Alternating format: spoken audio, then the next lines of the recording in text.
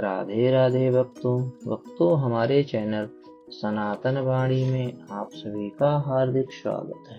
भक्तों, आज श्री गोस्वामी तुलसीदास जी के चरित्र में चित्रकूट में भगवान श्री राम के दर्शन और काशी में श्री शंकर जी से वर प्राप्ति की कथा का श्रवण करेंगे।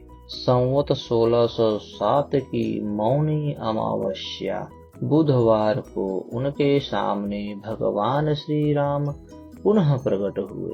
उन्होंने बालक रूप में तुलसीदास जी से कहा, बाबा हमें चंदन दो। हनुमान जी ने सोचा वे इस बार भी धोखा खा जाएं, इसलिए उन्होंने तोते का रूप धारण करके यह दोहा कहा। चित्रकूट के घाट पर भई संतन की भीड़, तुलसीदास चंदन घिसे तिलक देत रघुवीर।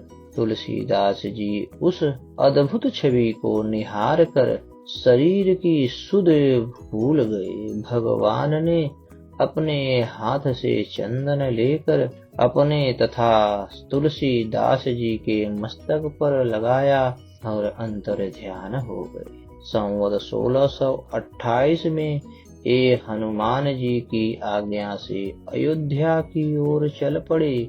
उन दिनों प्रयाग में माघ मेला था। वहाँ कुछ दिन वे ठहर गए।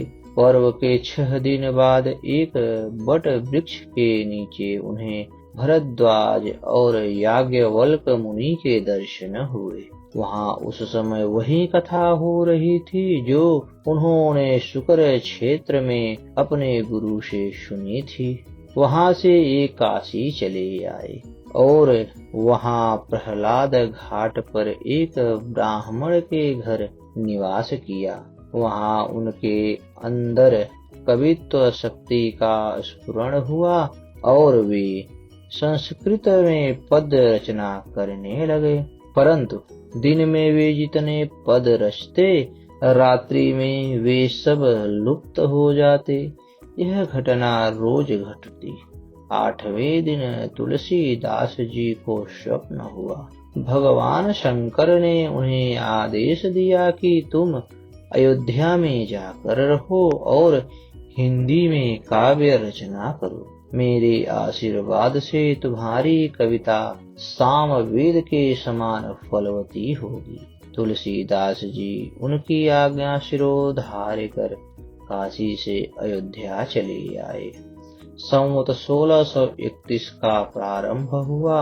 उस साल राम नवमी के दिन प्रायः वैसा ही योग था जैसा त्रेता युग में राम जन्म के दिन था।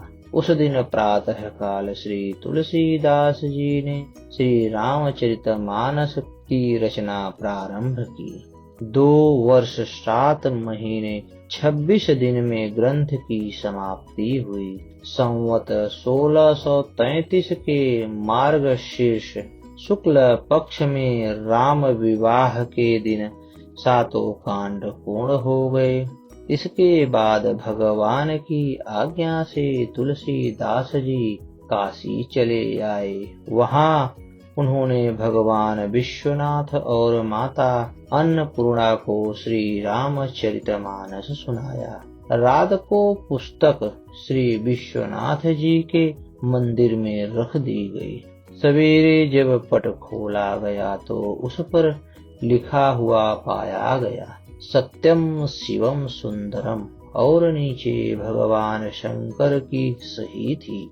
उस समय उपस्थित लोगों ने सत्यम शिवम सुंदरम की आवाज भी कानों से सुनी।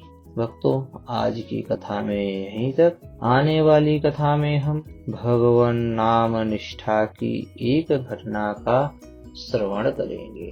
भक्तों, हमारी यह कथा आपको कैसी लगी कृपया कमेंट कर हमें अपना सुझाव दें और हमारे चैनल को ज्यादा से ज्यादा सब्सक्राइब करें। धन्यवाद भक्तों।